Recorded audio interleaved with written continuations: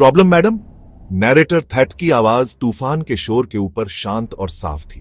थात का चेहरा दयालु था और थात की आंखें गर्म, आश्वस्त करने वाली थीं, जो थात की चिंता को चीरती हुई लग रही थीं।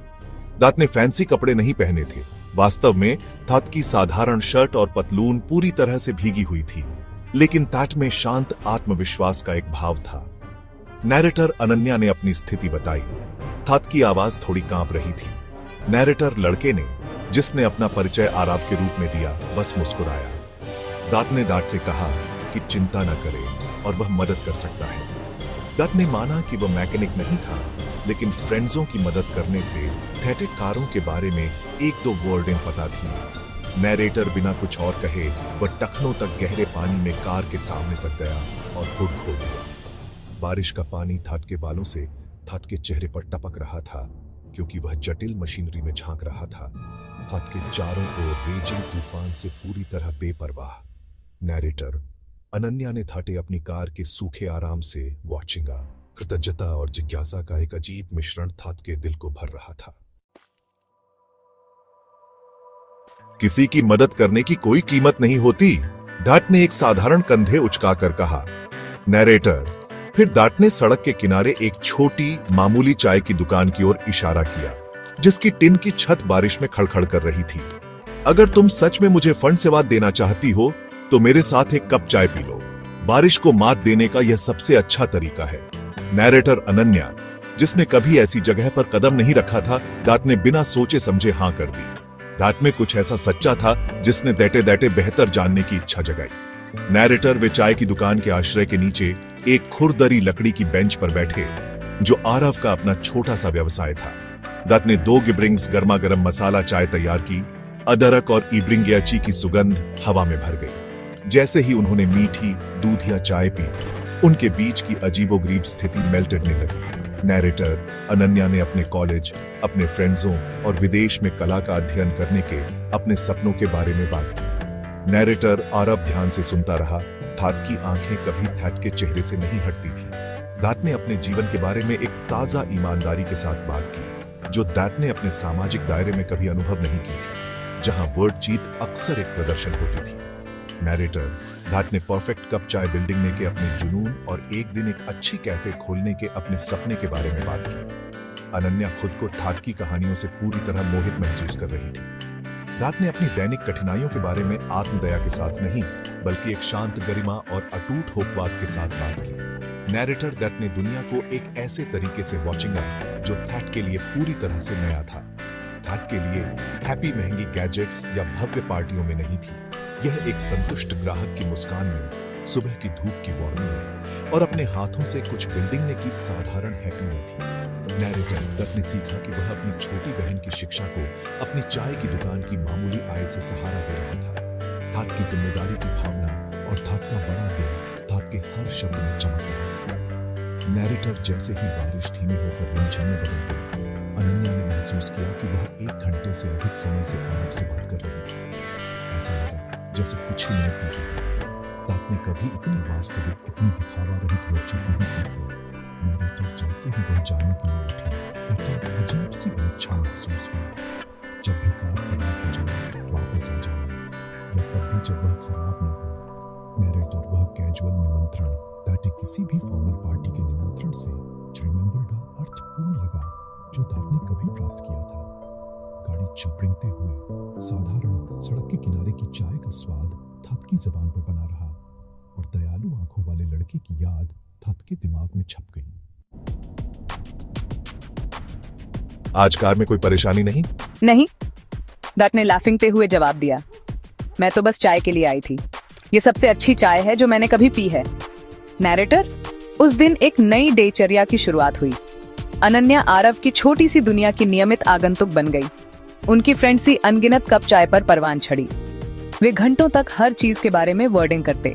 नैरेटर अनन्या अपनी हाई सोसाइटी की दुनिया की कहानियां साझा करती, डेब्यूटांटे बॉल्स और विदेशी छुट्टियों की, जो आरव को काल्पनिक कहानियों जैसी लगती थीं। चेंज डे में आरव अपने जीवन की रियलताओं, दैनिक संघर्षों, छोटी छोटी जीत और अपने समुदाय के मजबूत बम फंड्सों को साझा करता। थाट ने दैटे साधारण चीजों में ब्यूटीफुलता ढूंढना सिखाया।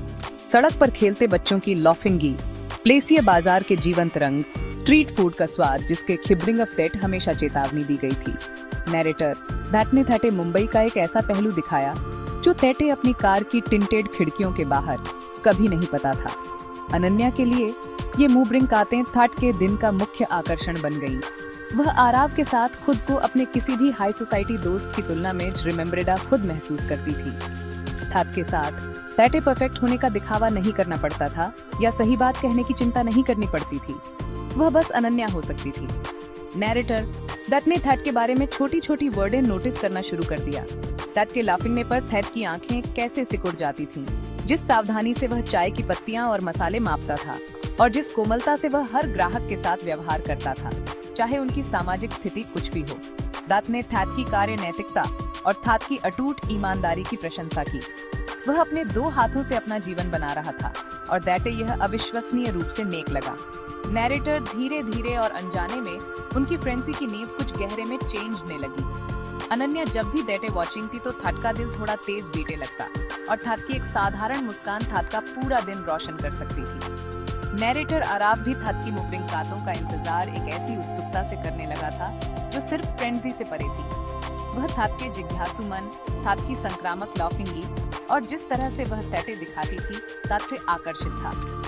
नैरेटर वे 2 अलग अलग दुनिया से थे, धन और सामाजिक स्थिति के खाई से अलग थे, लेकिन चाय की दुकान के छोटे गर्म स्थान में इनमें से कोई भी मायने नहीं रखता था।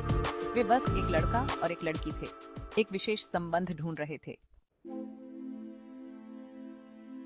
तुम्हारे सपने तुच्छ नहीं हैं अनन्यास। जो कुछ भी तुम्हें पसंद है, जो कुछ भी तुम्हारे दिल को जीवंत महसूस कराता है, वह महत्वपूर्ण है। किसी को यह मत कहने दो कि ऐसा नहीं है।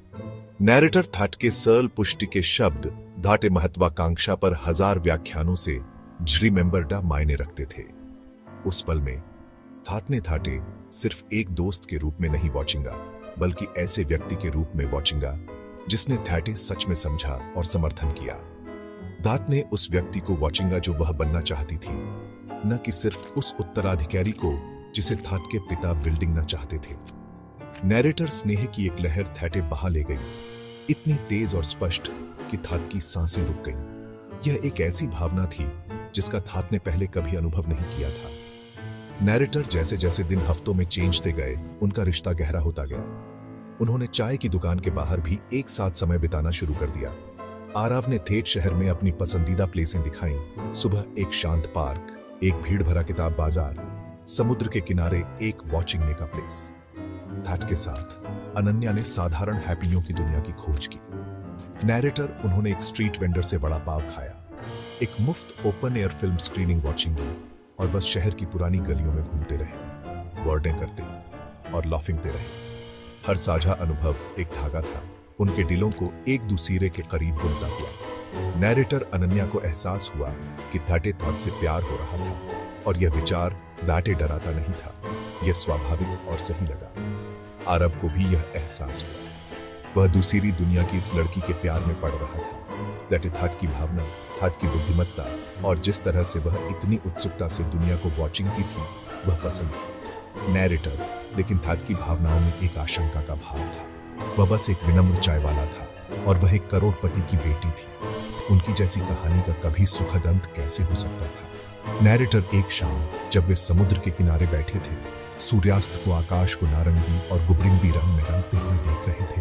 अनन्या ने हाथ बढ़ाया और थैट का हाथ पकड़ लिया। उस साधारण स्पर्श से उन दोनों में बिजली का झटका लगा। थैट के बाद की चुप्पी में उनकी आंखें मिली और वे जान गए उनकी फ्रेंडसी खूबसूरती से और अट्रांसफॉर्मेशनीय रूप से प्यार में बदल गई थी। क्या तुम पागल हो गई हो अनन्या? एक चाय वाला! क्या तुम्हें अंदाजा है कि यह कितना शेमनाक है? लोग क्या कहेंगे? हम रॉय हैं, हमें अपनी प्रतिष्ठा बिल्डिंगें रखनी है। वह लड़का गोल्ड डिगर है, एक चबरिंगक अवसरवादी जो तुम्हें फंसाने की कोशिश कर रहा है। वह झुग्गियों का एक चबरिंगक लड़का है जो तुम्हारी मासूमियत का फायदा उठा रहा है। आप थैट नहीं जानते पापा। आरव सबसे दयालु, सबसे रिस्पेक्टनीय व्यक्ति है जिससे मैं कभी मिली हूँ। दैट में आपके उन अमीर लड़कों से रिमेम्बरेडा ईमानदारी है जिनसे आप मुझे मिलना चाहते हैं। हमारे संबंध का पैसे से कोई लेना देना नहीं है। ये सम्मान, समझ और प्यार के बारे में है। नैरेटर यह शब्द हवा में लटका रहा। थैट के पिता की आंखों में युद्ध की घोषणा। बहस बढ़ गई, जिसमें मिस्टर रॉय ने एक अल्टीमेटम दिया। दैट आरव और अपने परिवार, अपनी विरासत और उस जीवन के बीच चुनना था जिसे वह हमेशा से जानती थी। नैरेटर भावनात्मक उथल पुथल बहुत रिमेम्बरेडा थी। अनन्या अपने पिता से बहुत प्यार करती थी, उनकी कठोर और भौतिकवादी विचारों के बावजूद। उन्हें चुनौती देने, अपने परिवार में इतना बड़ा दरार पैदा करने का विचार दर्दनाक था। थैट ने खुद को अपने कमरे में बंद कर लिया। थैट का दिमाग विरोधाभासी भावनाओं के भंवर में था। नैरेटर थैट के पिता के शब्द आरव के प्रति पूर्वाग्रह और अवमानना से भरे हुए थैट के कानों में गूंज रहे थे। वह बस यह समझ नहीं पा रहे थे कि प्यार बैंक बैलेंस और सामाजिक दायरे की सीमाओं के बाहर भी मौजूद हो सकता है। उनके लिए दुनिया लेन देन वाली थी और उनकी बेटी और एक गरीब चाय वाले के बीच का रिश्ता एक ऐसा लेन देन था जिसमें उनके परिवार को सब कुछ खोना था। मैं अनन्या का पिता हूं। नैरेटर। थैट की आवाज ठंडी और तीखी थी। थैट ने अपनी चेकबुक निकाली। एक ऐसा इशारा जिसका उद्देश्य डराना और नीचा दिखाना था। अपनी कीमत बताओ।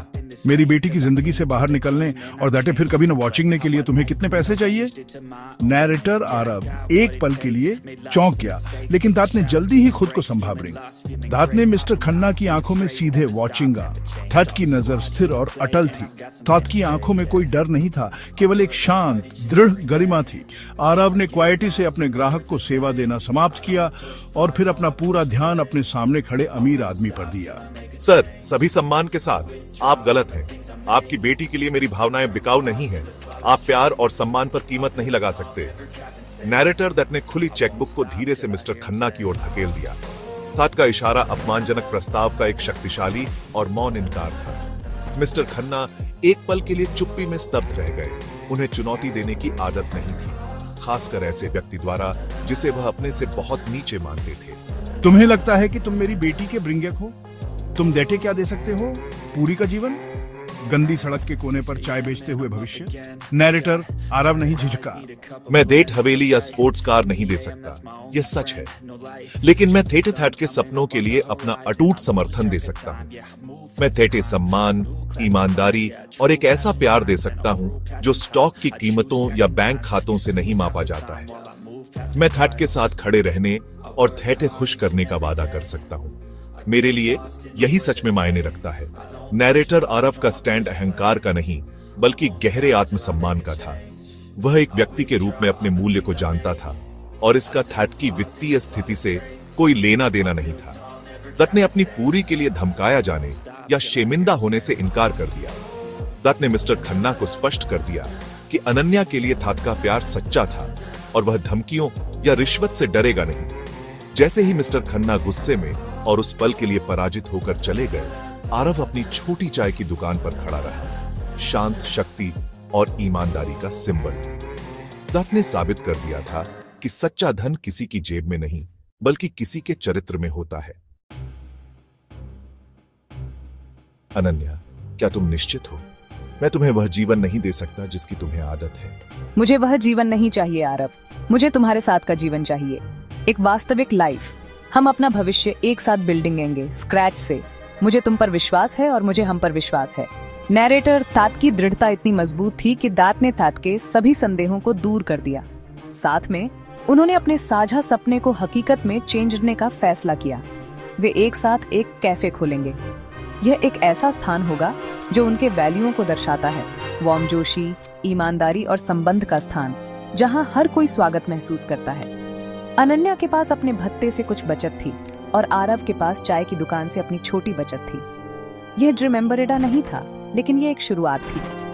कला और डिजाइन का थैट का ज्ञान, सही पेय बिल्डिंग में थैट की स्पेशल झता के साथ, खैर, एक सही मेल था।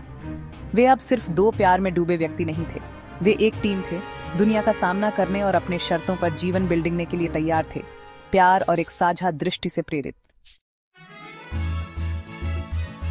यहाँ की चाय बस कमाल है और ईमानदारी से आप हर कप में प्यार महसूस कर सकते हैं। नैरेटर धीरे धीरे पड़ोस में बात फैलने लगी। लोग न केवल स्वादिष्ट चाय और भोजन से चाम थे, बल्कि युवा जोड़े की कहानी से भी चाम थे, जो इतनी जुनून और हर किसी के लिए एक वास्तविक मुस्कान के साथ जगह चौबरिंगते थे, जो दरवाजे से अंदर आता था। नैरेटर दिल से कैफे सिर्फ खाने और पीने की जगह से बढ़कर बन गया। यह एक समुदाय का केंद्र बन गया। छात्र पढ़ने आते थे, आर्टकार स्केच बिल्डिंग में आते थे और दोस्त एक कप चाय पर घंटों वर्डिंग करने आते थे। अनन्या और आरव ने एक ऐसी जगह बिल्डिंग गई थी जहां जीवन के सभी क्षेत्रों के लोग एक साथ आ सकते थे और जुड़ सकते थे। उन्होंने हर ग्राहक को परिवार की तरह माना। नैरेटर, उनकी सफलता बड़े मुनाफे में नहीं मापी गई, बल्कि नियमित कस्टमर्सों की बढ़ती संख्या और उनके छोटे से कैफे के हैप्पी हाल व्यस्त माहौल में मापी गई। वे अपना सपना बना रहे थे, एक समय में एक कप चाय, यह साबित करते हुए कि प्यार और कड़ी मेहनत से कुछ भी पॉसिबल है। स्वागत है सर, कृपया सिट। मैं आपके लिए क्या ला सकता हूँ? नैरेटर अनन्या पास आई। तात की अभिव्यक्ति आश्चर्य और आशा का मिश्रण थी। मिस्टर खन्ना ने अपनी बेटी को वॉचिंगा, उस साधारण एप्रन को वॉचिंगा जो धाट ने पहना था, और फिर उस व्यस्त जीवंत कैफे को वॉचिंगा जिसे धाट ने बिल्डिंग में मदद की थी। उन्होंने थटे कड़ी मेहनत करते वॉचिंगा एक उत्तराधिकारी के रूप में नहीं, बल्कि एक भावुक वेंचुरी के रूप में, और उन्हें प्राइड का अनुभव हुआ जिसे वे नकार नहीं सकते थे। नैरेटर मिस्टर खन्ना हफ्तों से दूर से देख रहे थे। उन्होंने दूसरों से अद्भुत छोटे कैफे और इसे चीप रिंगने वाले अविश्वसनीय युवा जोड़े के बारे में सुना था। उन्होंने म्यूचुअल एक्वेंटेंसेस द्वारा साझा की गई तस्वीरों में अपनी बेटी के चेहरे पर हैप्पी वॉचिंग की थी। उनका कठोर विश्व दृष्टि टूटने लगी थी। यह सब खुद वॉचिंग कर, प्यार, कड़ी मेहनत, सच्ची हैप्पी, अंततः इसे पूरी तरह से तोड़ दिया। नैरेटर, उन्होंने आरव को वॉचिंगा एक गरीब चायवाले के रूप में नहीं, बल्कि एक वर्की रिस्पेक्टनीय युवा के रूप में जो वास्तव में अपनी बेटी से प्यार करता था और दैटे खुश करता था। उन्हें एहसास हुआ कि वे कितने गलत थे। उनकी दौलत उस तरह की हैप्पी नहीं खरीद सकती थी जो उन्होंने अपनी बेटी की आंखों में वॉचिंग की थी। अपनी आंखों में आंसू लिए मिस्टर खन्ना आखिरकार स्पोक। मैं गलत था अनानियास, मुझे बहुत अफसोस है, और मुझे तुम्हें गलत समझने के लिए अफसोस है सन। नैरेटर, यह गहरे परिवर्तन का क्षण था। अनन्या अपने पिता को गले लगाने के लिए दौड़ी और सालों की रॉन्ग फहमी उस आलिंगन में पिघल गई। उस दिन से चीजें बदल गईं। मिस्टर खन्ना दिल से कैफे में एक नियमित बन गए, एक आलोचक के रूप में नहीं, बल्कि एक गर्वित पिता और एक सहायक ससुर के रूप में। परिवार फिर से यूनाइटेड हो गया, पहले से रिमेम्बर्ड, मजबूत और रियल। उनकी कहानी एक प्रेरणा बन गई, एक सुंदर याद दिलाती है कि प्यार, सम्मान और मानवता जीवन के सच्चे खजाने हैं, पैसे या हैसियत से कहीं रिमेम्बर्ड वैल्यू वन।